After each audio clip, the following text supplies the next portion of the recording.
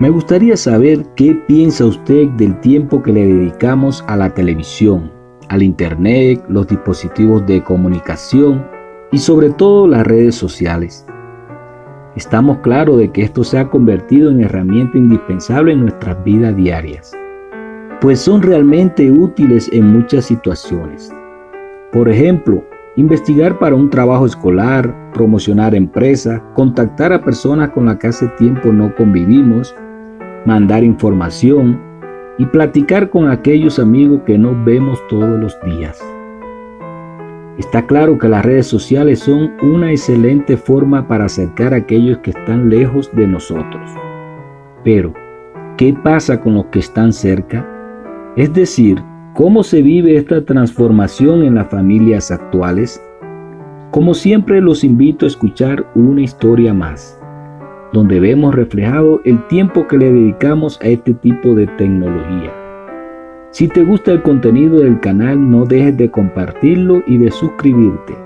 Sería de gran ayuda para seguir creciendo y subiendo videos que nos ayude a ser mejores personas.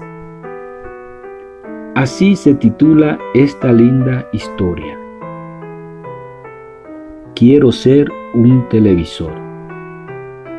En la oscuridad de su habitación, un niño junta sus manos, cierra los ojos y eleva sus plegarias a Dios.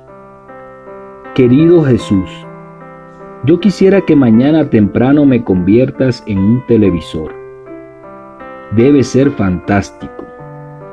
En la casa hay un rincón especial para él. Es el único sitio donde nos reunimos todos en familia. Aunque no conversamos ni nos miramos mutuamente, allí a la única que se le permite hablar es a la televisión. Y todos, papá, mamá y mis hermanos, no dejan de observarla ni un solo instante. ¡Qué suerte tiene la televisión!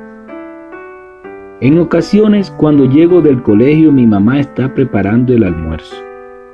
Yo quiero contarle lo que ha pasado durante la mañana, pero ella me dice que en ese momento no puede prestarme atención. Yo comprendo.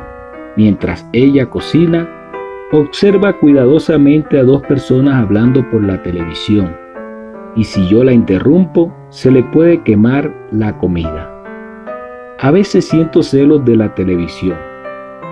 También, cuando papá llega a la casa, dice que está cansado, que no lo molesten, y se instala frente al televisor. Si yo me acerco a contarle algo, se pone de mal humor. Me manda a callar y no me hace caso. En cambio, la televisión puede decirle cualquier cosa y él sigue prestando atención sin interrumpirla, sin ponerse bravo. En ocasiones hasta come frente al televisor para no perderse nada de lo que ella dice.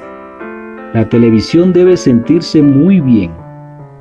Cuando yo estoy fastidiado y quiero jugar con mis hermanos, ellos me dicen que no lo interrumpa con niñerías, que están viendo televisión y que si quiero estar allí debe ser en silencio y sin molestar.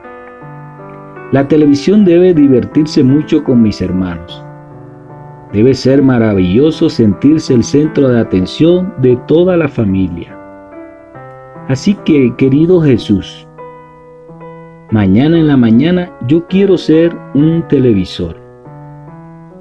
¿Cuántas veces no le hemos dedicado el tiempo que nuestros padres, nuestros hermanos, nuestros cónyuges, nuestros hijos se merecen? En teoría queremos más a nuestros seres queridos, pero en la práctica muchas veces dedicamos más tiempo, espíritu y energía a las cosas en lugar que a las personas. ¿Cuáles son realmente nuestras prioridades?